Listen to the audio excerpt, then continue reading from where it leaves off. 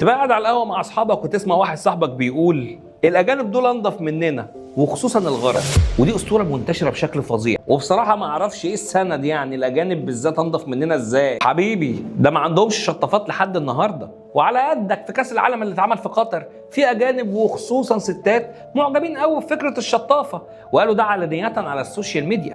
ولا شطافه التوته هذه والله رهيبه مره، قالوا كده بالاجنبي طبعا.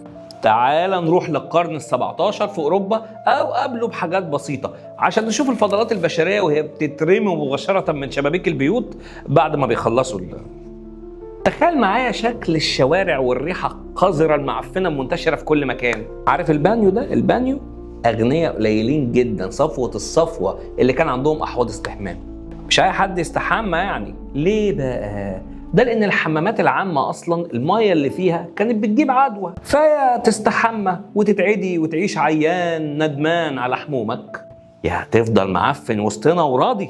وكمان بروده الجو بصراحه كانت بتخلي موضوع المايه السخنه ده مش عملي، بتبرد بسرعه. ومن الدلائل اللي تاكد لك موضوع العفانه ده ان شهر يونيو كان من الشهور اللي بيكتر فيها حفلات الزفاف. ليه؟